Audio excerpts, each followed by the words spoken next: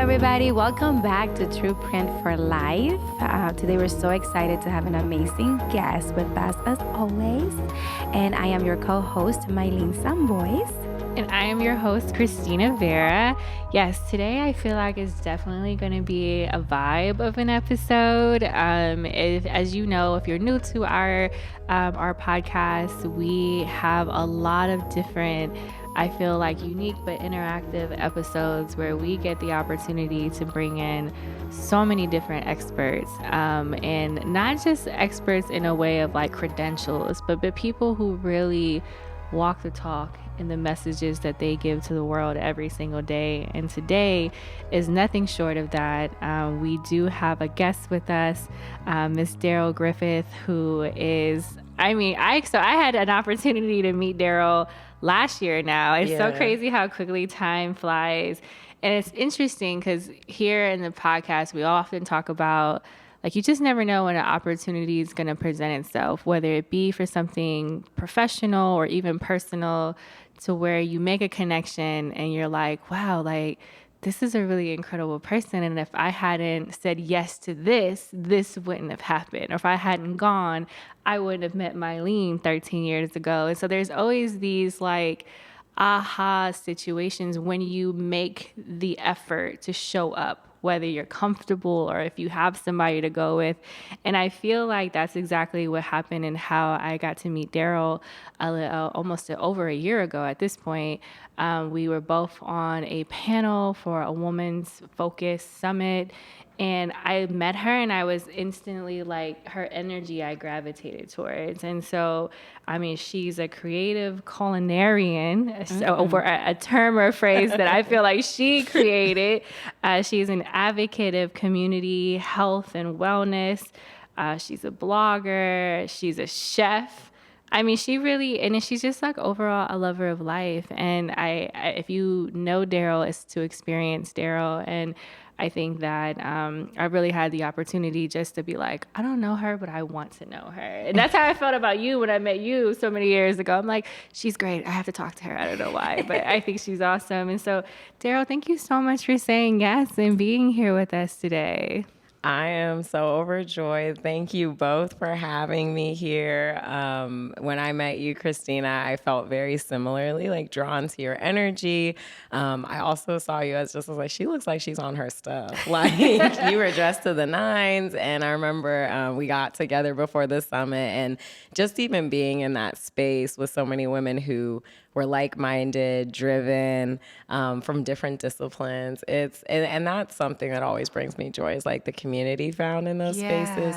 And even getting to meet Maylin now, this is a new extension of that community. So I can't wait to talk more with you guys about that. Yes. And I think, like Daryl, just meeting you, and I learned a lot about your professional accolades. And I mean, you have done so many incredible, impactful things for women in our community.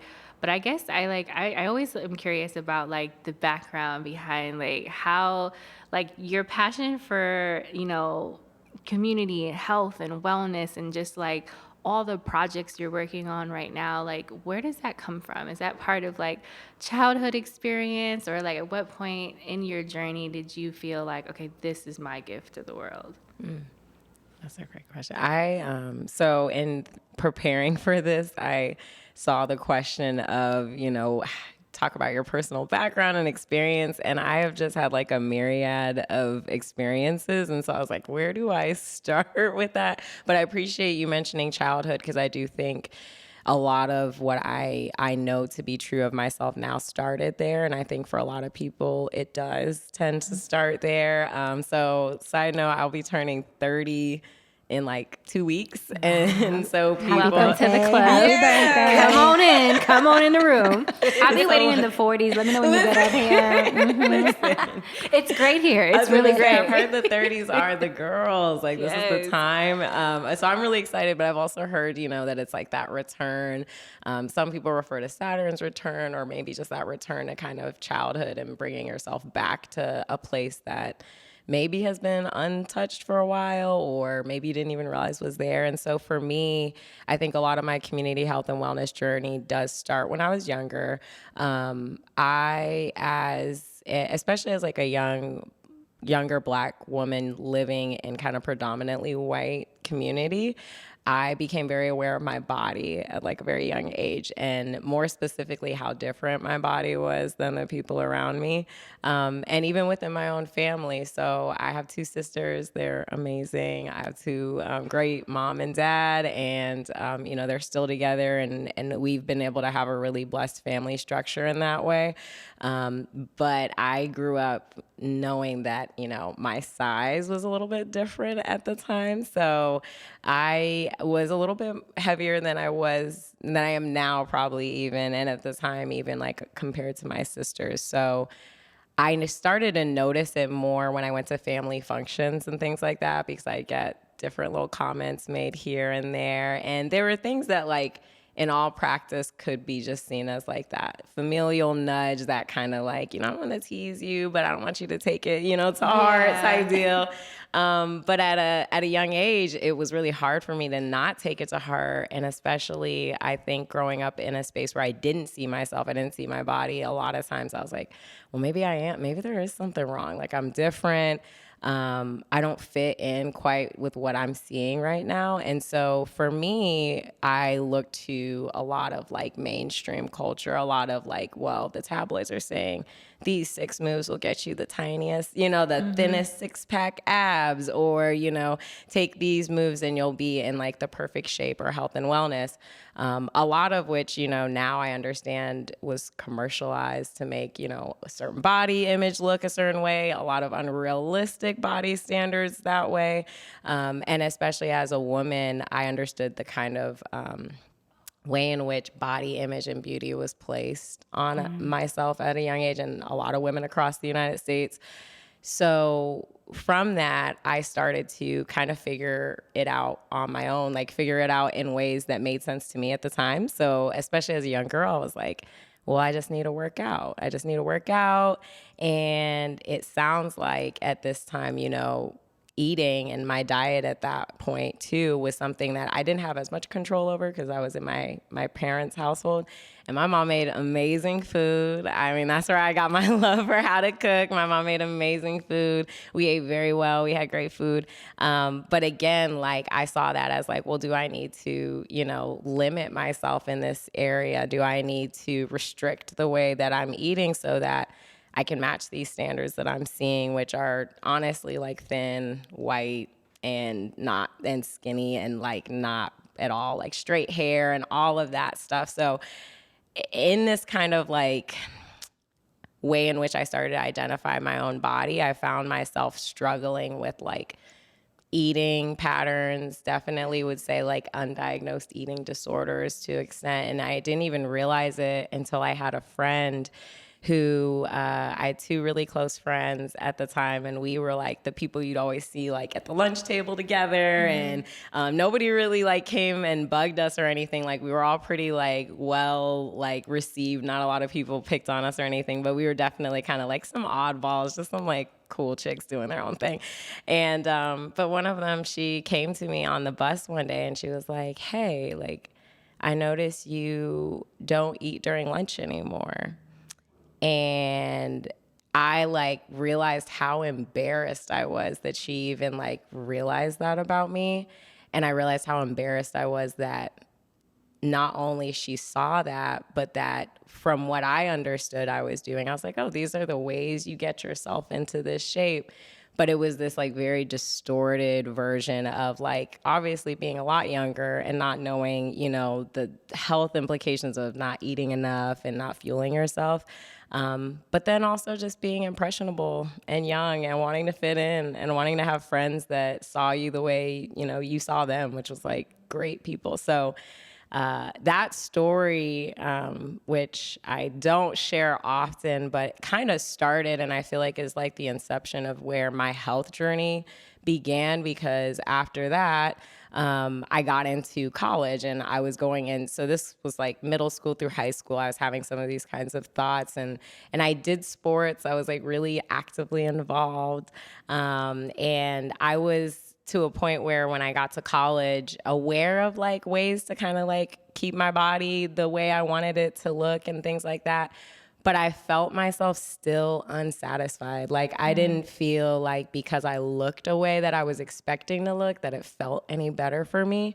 Because I realized that there was so much of myself that was like feeding into these negative perceptions of just like, oh, you weren't this. And even though you've done these things, you still aren't enough. It's still not enough. And so through that kind of, honestly, like battle with self, I started to realize how much like, and how many people would see me and think like, oh, Daryl, like you're always smiling, you're joyful, like you have all these things going for you.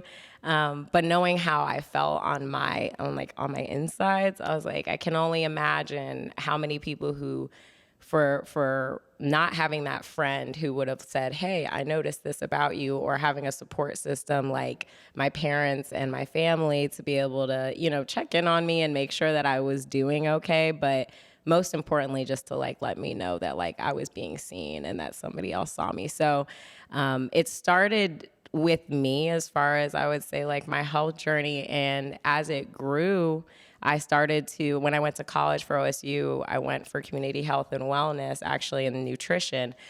And then I ended up getting kind of rocked out of my socks by organic chemistry and a bunch of other heavy science-based classes and coursework that didn't end up making me continue on that major path. But what happened was during my time at OSU, I became a student telecounselor, which was at first just a job to like, let me, you know, talk to some kids about what they plan to do with college, sometimes kids' parents, and get a little extra cash because I was like freshman, sophomore. I'm like, I'm growing up. I need to get myself a job.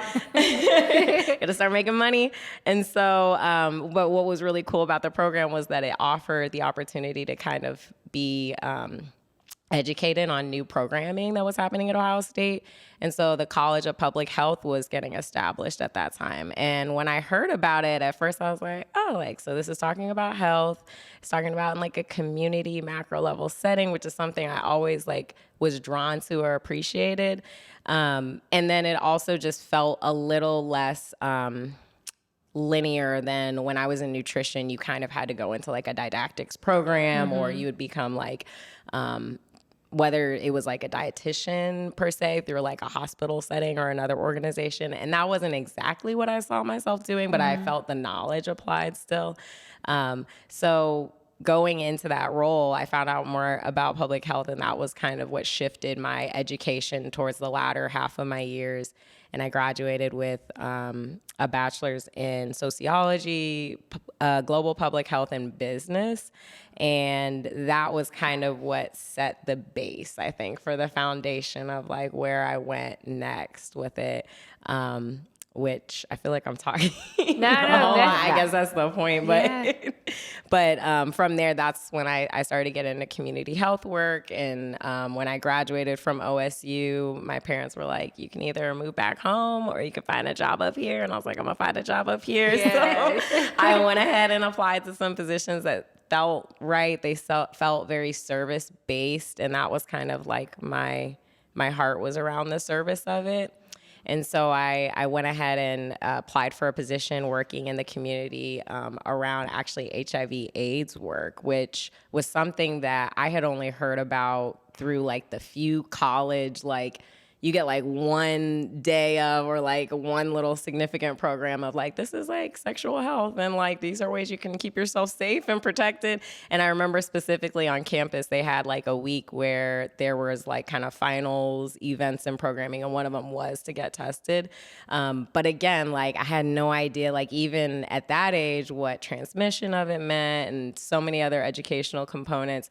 But being in that position, what I found was really pivotal to my professional life was like I worked with people who, again, like they were just not seen. Like, I mean, I was counseling individuals before providing services, and some of the stories, for one, felt like I was like, I feel like I need a license to actually service this person, right? Because very deep, like behavioral and mental health things that people would disclose with you for the purpose of what you were doing. It was helpful, but it always felt a little, again, like unfulfilling just to see them walk out of there. And I'm like, I can offer you this answer or this result, right? but I can't really, serve you in another way. And I'll never forget one of the most like significant individuals I had spoken with. We were working with like a harm reduction group, and we were providing testing, and I had someone literally tell me that I was the first person who'd made eye contact with them in years that they'd remembered. And that even like being in that moment like brought me to tears for one, because I kind of caught off guard just not knowing everybody's story when they walk in. But it also really like showed me the ways that God was using me in other people's life to showcase that there's hope, that there's joy to be found, and that there are people who are here to care for you and want to continue to serve you in the way that you need to be. So it was kind of coming into some of those populations that I didn't know as well, even coming into the job, and didn't even expect to have to necessarily service, but being willing to and just allowing myself to be used in that way, that really started to drive how I was looking at, what I want to do and who I want to be and how I want to help other people. So it kind of started, I guess, in a long way of summarizing that. I feel like it started with me like getting to the heart of kind of like the common denominator, which I just think is that, people want to belong, people want to be seen, and they want to be heard. And I really hope, and I believe that through community health and wellness, a lot of times we can achieve those things. It just takes the right people kind of being in the fold. So, yeah. Wow, I feel like there was just so many I feel like the firework moments just in hearing kind of what you're sharing, because what I really appreciated about just what you shared, and thank you for sharing, because I think that's also very important, as you mentioned, like being able to really connect with a person and make eye contact. Maylin actually was talking about an event she recently went to where that was like a common thread, and just like, this idea of asking people how they're doing, just expecting like almost like a superficial answer, but then just being able to really just look at a person and sense and really be able to have that connection to say, no, how are you really doing? And not even having to articulate something. It's just this feeling or this energy that like something is off. And I think that, so I appreciate that you are being so transparent about how some of your childhood, things that you were dealing with, I think in a way kind of opened you up to this lens of the empathy piece of it, and the ability to see people for who they are, because you yourself felt like you were not being seen for who you are. And at least that's what my interpretation of hearing that was. And when you said that, it just felt right for you to enter into this space of service and community health. I think that's such a big thing, because I feel like growing up, there was this different approach to how we were supposed to look at careers. It wasn't about what felt right, at least not in my household. Or mine. Or because we've talked about this, like, I think in our family households, we had a very different experience with how, my mother raised me and how her mother raised her. It was more of like, no, you go find a job, and it doesn't matter if it feels right. It don't matter. There's no feelings. No. Feelings who? No.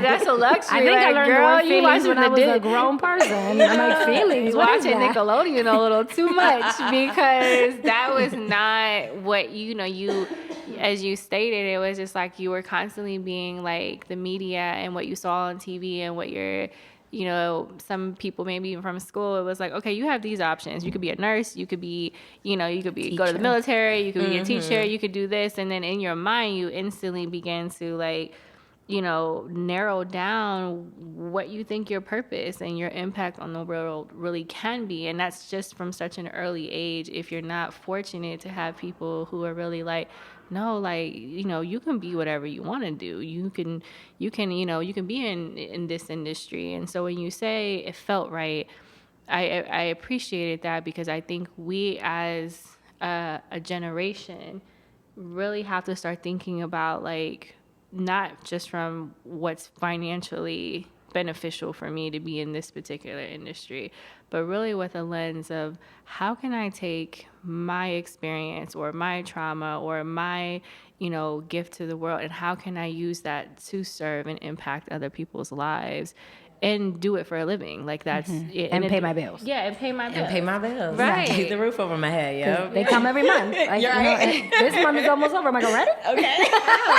When is rent due? But I love when you say seen, and I think I was curious to hear what was your reaction or your response to your friend when she said that, right? Because you felt shame and you felt, even though you felt seen, it was probably one of the first few times I feel like you felt seen by someone, and it may have felt like a shameful scene because you didn't want that to be seen, right? Yeah. But it was, and looking back, I can see the correlation between that story and the story of the person that felt seen for the first time in a long time by you, right?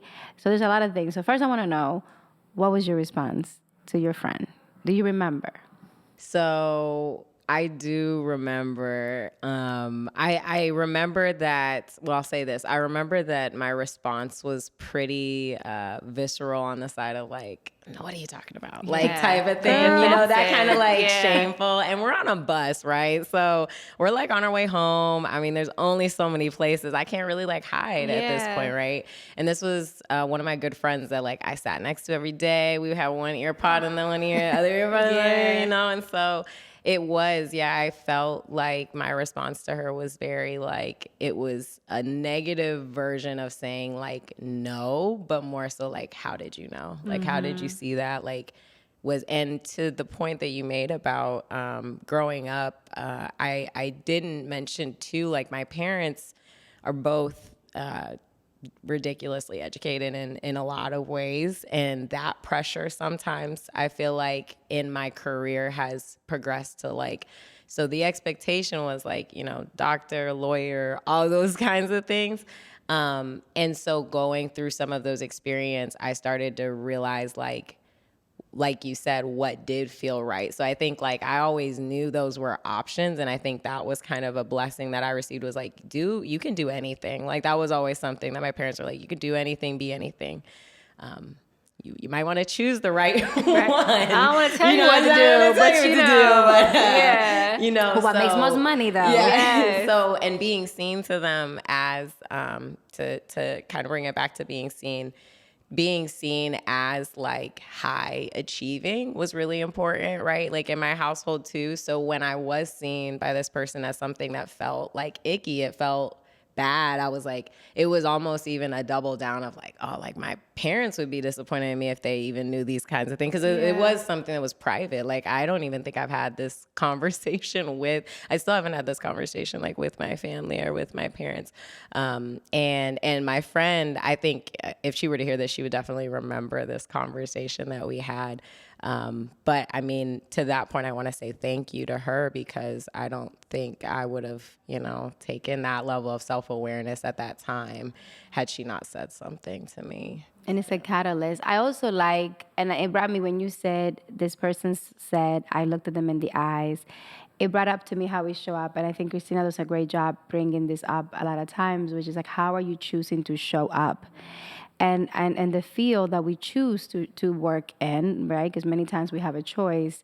Sometimes we see people that come to do this work, right? And they're rude, and they're there, they're like on a clock, and they're not really there for the people. And it's like, you're just here to collect a check, and you're doing more harm than doing good, because all you want to do is pay a bill, right? And many times, sadly, those people need support, right? And they haven't opened up to get the support that they need. But it was, to me, almost like a light when I heard that story from you, because it just really told me volumes about how you show up and how intentional you are about alleviating some of the pain that some people feel, because you know what it's like to feel like you don't belong. You know what it's like to feel like not seen. So that hurt of your youth, I always say I want hurt to be a blessing, not just for me, but for others, because otherwise it's just a wasted hurt.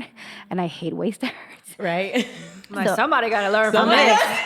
If I had to go through all that, like there better be a rainbow book. All this. I'm like, I need a book or something. Something has to come out of a this. book. I mean, something. A blog, right? A blog post. Right? Listen. No, absolutely. Don't let your pain be in vain. Don't make it be a Tell waste. somebody. Help Yes. somebody out. No. Yes. So thank you for choosing to do that, and to get into where you are. Christina talked a little bit to me about your wellness and how much you really enjoy that and your journey so far to the point of where you were in school and helping others. But how have you taken kind of like ownership of your own wellness? Because you're amazing. Like, you look amazing. I just met you personally today, and I'm like, oh yes, we're gonna be friends. She cooks, guys. She's great. I love to eat. Like, I feel like this is an instant community. This is instant right here. But what kind of steps have you taken to take care of yourself as you serve others, to make sure that you're whole and that you're full in your cup? Because serving others, it is very draining, no matter how much we love to do it. So can you share with the audience a little bit of what you do to stay full? Ooh, I feel like you're testing me now. I feel like you're testing me now because that's a great question around, especially for one, I think being aware that your cup is empty, right? Mm-hmm. Because I think a lot of times we'll just keep going and going and going. And then when you turn the cup over and it's like nothing's coming out, you're like, where did it all go? Yeah. And it went here, went there, went to so many places outside of yourself. And I think for me, what I've really done, especially I would say in the last 2 years. So my current position at Ohio State, I'm very... I don't know if I'm supposed to say you like can. that. Whatever you want to share. Yeah, whatever you want to share. My current position at Ohio State, I'm very fortunate because I work in a space that is dedicated to providing some of these work considerations, work-life balance considerations, and influencing even policy at the university level to make sure that, some of the things that I think people have come out of remote work, for those who have been able to take advantage of it, they've been able to see some benefits within their personal lives, or even just more alignment with their personal lives and duties and responsibilities that happen. So with that, my job, I think, has given me a lot of ample opportunity to, while I work in the space of diversity, equity, and inclusion, we do a lot of really great wellness kind of checks. And that's actually something that, as a part of my department, I've decided to take on, as helping to be like a wellness innovator for our space, is what it's called. And so really integrating both for in the personal, like professional space, workplace, like some, for example, I just learned this actually, but they say like a meeting should not be longer than an hour. So it should be like 50 minutes technically, right? And practicing some of these skills that at the end of the day may seem like kind of like minuscule, but will ultimately help with your overall well-being, being in the workplace, and ultimately being able to function in those spaces. And then outside of the workplace, I think this remote flex opportunity has given me the opportunity, for one, to, if I need to be working during a certain time, the flexibility to maybe be doing that in my own way. So that might be coming to a place like Cohatch and having my laptop set up and looking at some beautiful women and people around me working hard too. And I think creativity and environment is like really important. So that's one thing that I think is key. And then for myself, I think the biggest things I do is, just like anybody else, I continue to experiment kind of with what that looks like. For right now, I've been using an app called I Am that's like really, oh my gosh, love it's so good. Yes, Listen, so good. So and good. I'll be getting notifications and at the right time, you know right? what I said, the right exact time. And it's so helpful because I really didn't practice saying affirmations until like probably the last like 2 or 3 years. But I found that in saying that, and even just using my voice, because despite the questions and answers that I'm going through right now, I am pretty quiet sometimes. I can be really introverted, extrovert.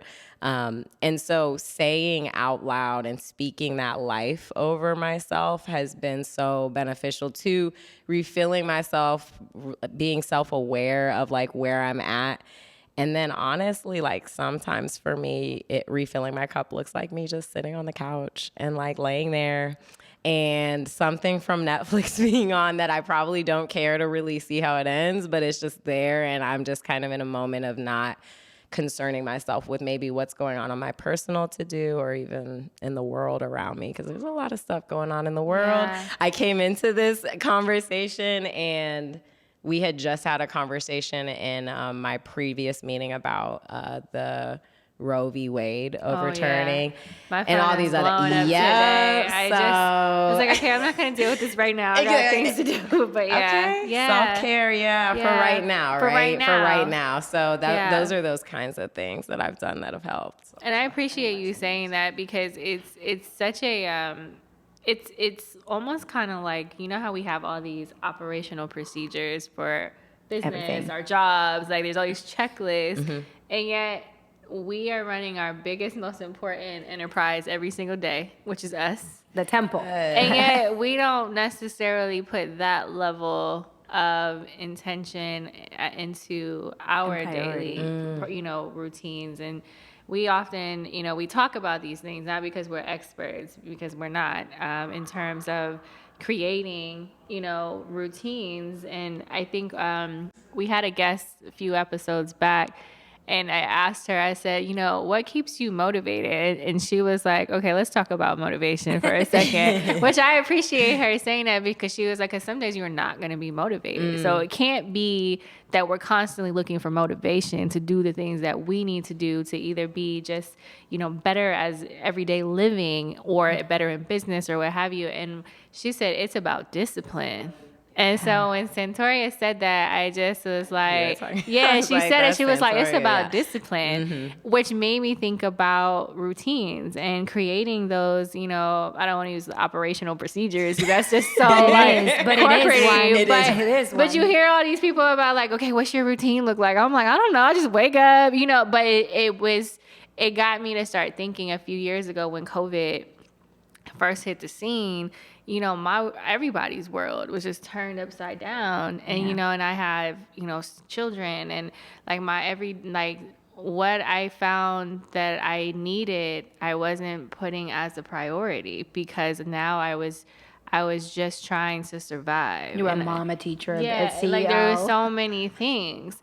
And because I didn't have that plan, I never really had this real plan of like, okay, no matter what happens, I got to make sure I do this, this, and this, and this.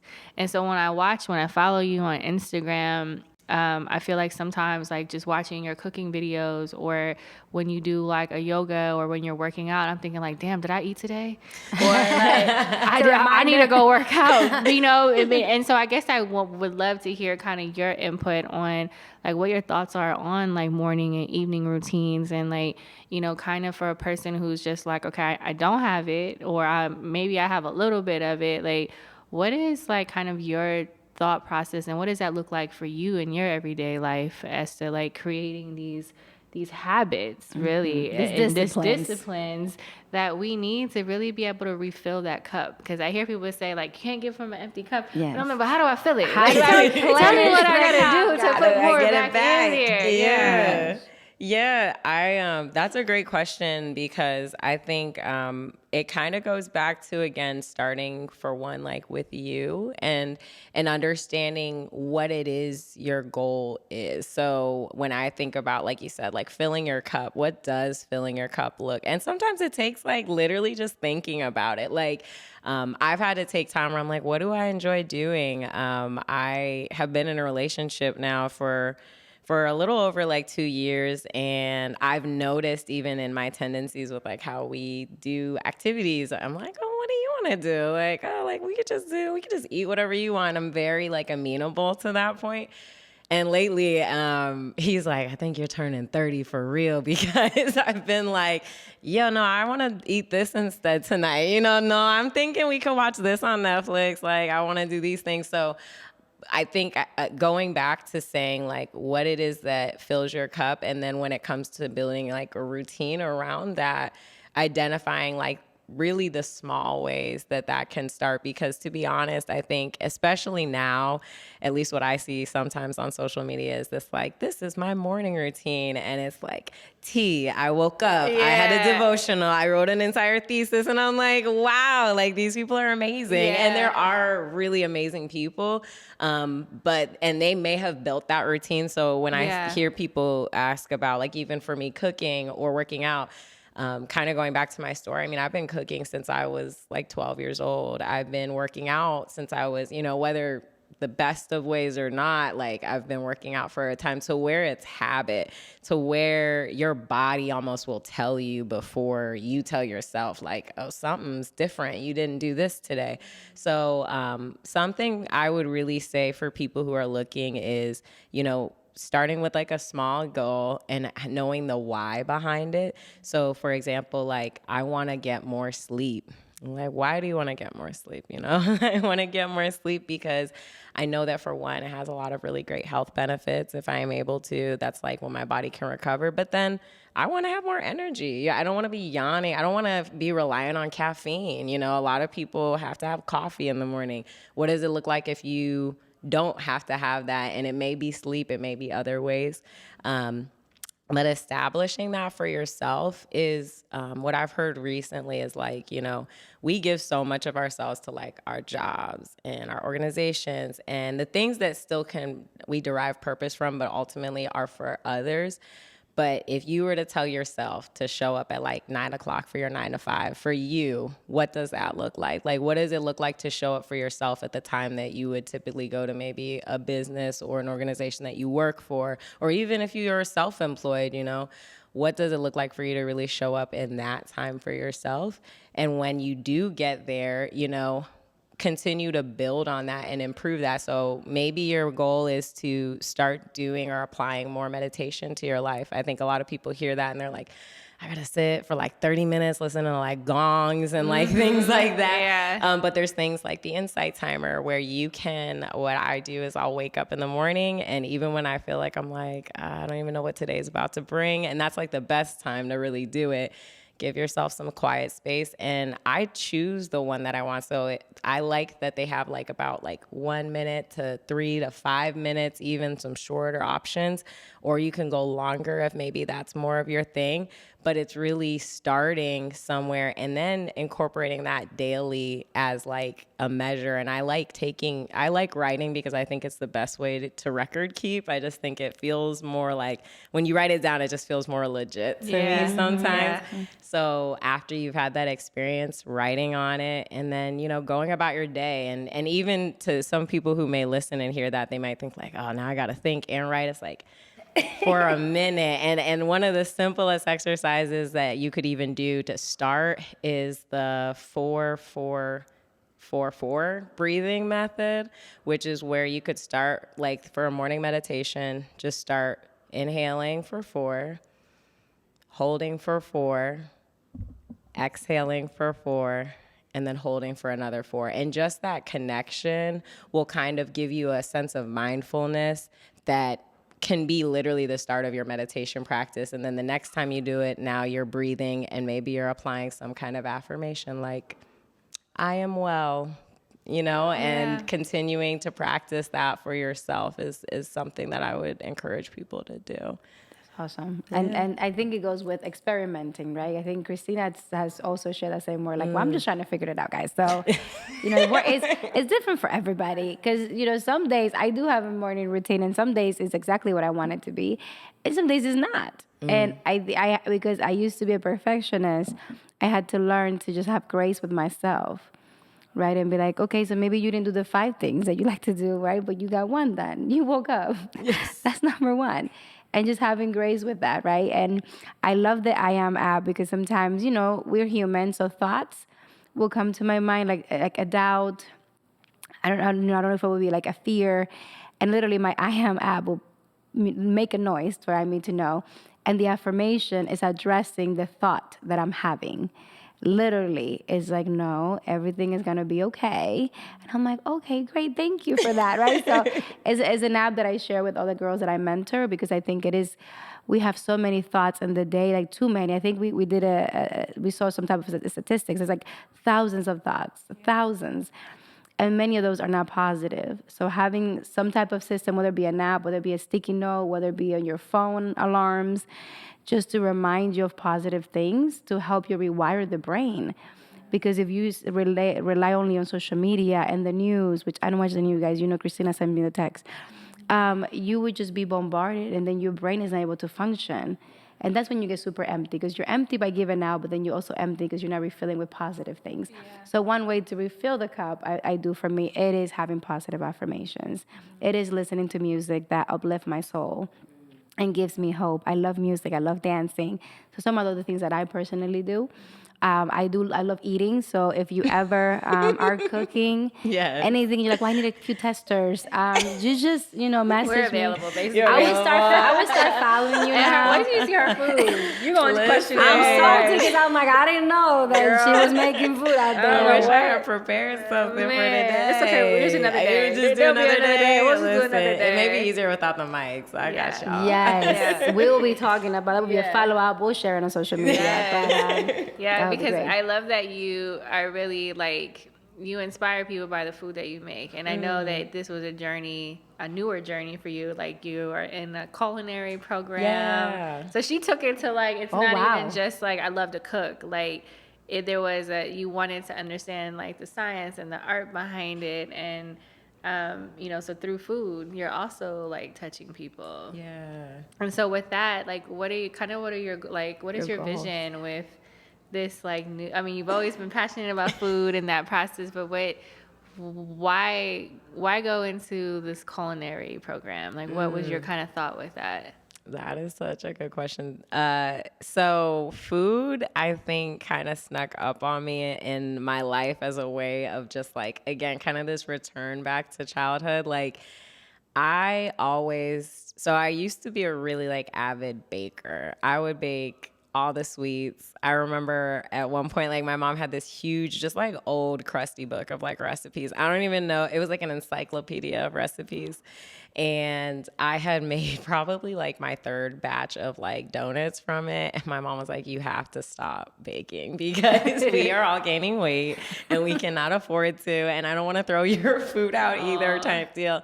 But I remember things like that. And even there was this recipe for what was called chocolate thunder cake.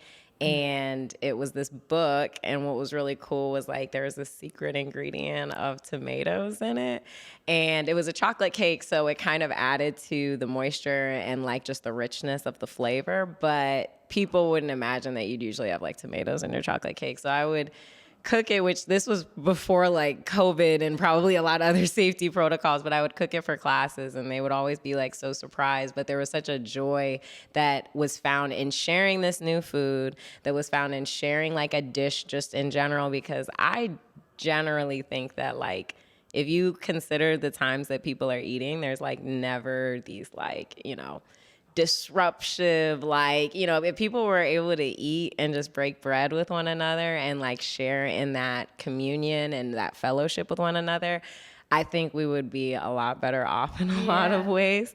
And so I believe there's a lot of healing properties in food. And there's that quote of let thy food be thy medicine by Hippocrates. And I really appreciate that, because I think when we think of medicine, especially in westernized culture, a lot of it's pills and antibiotics and things like that. But, medicine is the first thing that you wake up and you have a glass of water and you have a piece of fruit or something that is going to really fuel your body throughout the day. That's a form of medicine that we take in. And so for me, culinary wise, at first I was I love cooking. I love, being able to serve people, but does it make sense for me to just be a restaurant owner? Does it make sense for me, to be a chef? In some ways I felt I didn't want to limit myself to what some may say is like a hobby or something that could just be of interest. And then also I didn't want to like tarnish my relationship with cooking. I didn't want it to be a labor versus a labor of love, because I love cooking and I love serving people food. But at the time, especially pre like pandemic, I think there was a lot of just very like, this is how you do it, this is the way, and that's the only way. And now that, you know, there's social media and there's people who have built narratives around the different professions that they're doing, I see it as just, again, this like gateway to communication, this gateway to connection. And so that's what I see my food doing in the future. And so going back to a culinary program for me was me getting the knowledge, was me getting the science, was me feeling safer for preparing food for, you know, customers to know all of those different procedural things. But then at the end of the day, you know, I had friends who would tell me, they're like, well, you know how to cook. Like, you don't need to go to culinary school for them to teach you that. And I was like, I agree. But I also, for myself, kind of wanted to have that certification, that level of expertise, to where as I continue to learn, because I know it's not just going to end there, right? I have like a really strong base. And I think that my lived experiences and my cooking that I've done just through the ages has been supplemented with just some understanding, even at an industry level, of like what the expectations are. But then apart from that, you know, the program that I'm in is really great with networking and communicating with other kind of like chefs and cooks around the city, which community, again, is like a huge part of it. So I think long term for me, I've always had this idea that there would be a center, and I have like instructional cooking courses that help people to like meal prep, but also like low key make eating enjoyable without it feeling like daunting to eat healthier. Because I think a lot of people get the impression if it's healthy or good for you, it ain't gonna taste good. So I'm like, I want to like debunk that, because I really don't think that that's true.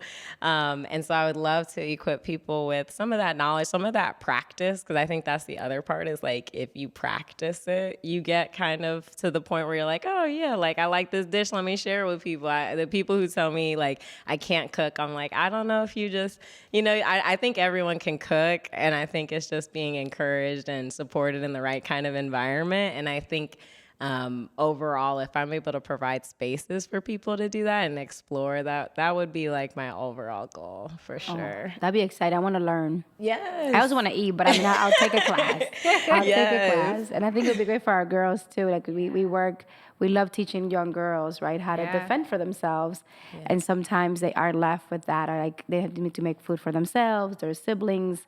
So I think like that's a great thing that you can provide that service. Mm-hmm. So adults as women can get together and learn a couple dishes, healthy dishes, and then for girls too.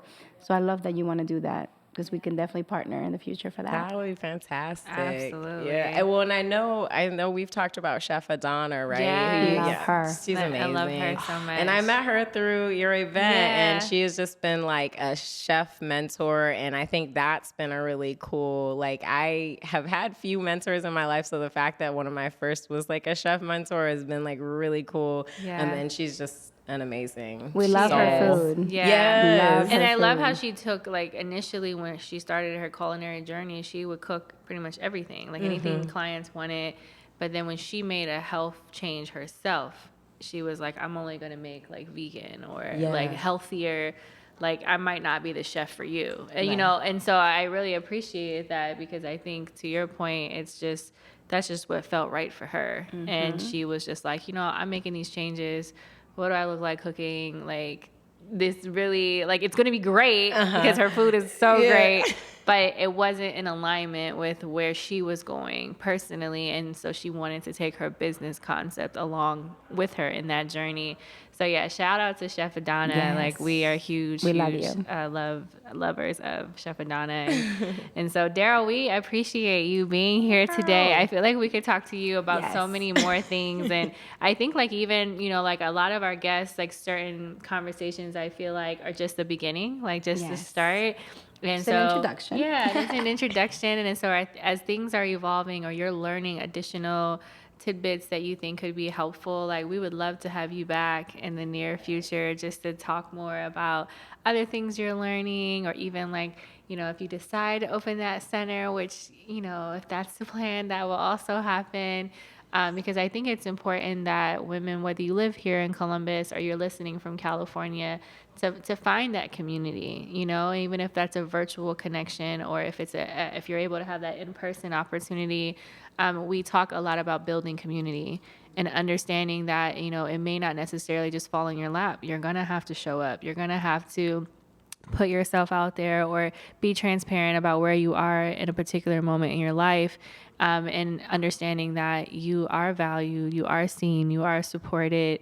And that's really the message that, you know, we often and always want to make sure that all of our listeners, the people we do business with, the clients we serve, that truly is their takeaway when they've, you know, been a part of us, or Femergy, or True Print, or even Daryl, you know. So I feel like now Daryl. Yeah. Follow her on social media. What is her social media handle? Yeah. So my social media is my personal one, which I totally like. Please follow me, but it is MX Daryl DARYL. And you won't regret it, because like I said, like I really feel like it's great. Like sometimes I'm so ingrained of just watching people's videos I don't interrogate. I just was like, oh, this was so good, and then I'm on to the next thing, and I'm like, dang, I didn't hit like silence observers, because, you know, some people think people do that as a hater move, yeah, but it's really not. It's just like I'm so busy. I'm like, okay, I gotta go work out now. I have to go back and like them. Yeah, I'm I like, have to go back because I don't want to be like, dang, she saw all my videos and then hit one heart. I'm like, I just was engaged. I was looking at the food and it was so good. After today, she'll get better. Yes, I'm gonna get better. I'm gonna get better. Yes. What happens to us too? We get people like, oh my gosh, that was so great. I'm like, did you like? No, we gotta stop being like that. Text, but I didn't see you like that. I gotta get better about that, and I have to get better at not thinking about it in that way. Like, not you didn't come to my event, and it's like, so what? Maybe she had something happening. Like, it's yes, not I'm getting better at that as well. I'm working on it. We're human. We're not, you know, we're still evolving. We're also learning. So one takeaway from us for everyone is, as you're listening to the experts that we bring to this, is that everybody had a journey or how they got to where they are. And everybody has a story. And sometimes you don't feel like your story matters because, oh, everybody has a story. Who wants to hear mine? The world needs to hear your story. You have a gift you have to give to the world. And sometimes just even by talking, sometimes your gift will come out of a conversation that you didn't even know you had, or you hadn't acknowledged that you had, right? Because sometimes you feel it. So we want to encourage you to think about what is your story, to think about maybe those pain points you had growing up that you have been trying to really bury, right? Because there is shame in there and you haven't processed. Like, take a moment to find what is the gift in that, right? Like, we never, there's things that horribly happen to us, and God knows we never want that to happen again, but it happened. There's nothing we can do about it. But what is the blessing that can come out of this? Can your story help somebody else avoid some of the pain? Can it help them navigate where they are right now? And that's why I love our podcast, because by bringing people to share their stories, we learn so much. But then our listeners know that they are not alone, that there's other people that went through stuff, and that they're still experimenting. We don't have it all together. We're still learning, and you can be part of that journey. So please, please, please think about it. If you want to be part of the podcast, we'd love to have you. Yeah, which makes me think of our mantra. Yes. So Daryl, as you know, we close every episode, which I feel like you gave such a great build up to it. But yeah, we definitely want to make sure we close out today with that same intention. It's bigger than you. Thank you so much for listening today. We're excited, and we hope that you follow us on Instagram, True Print for Life, YouTube channel, also True Print for Life. And make sure that you share, watch our videos. Make sure that you follow us on all streaming platforms.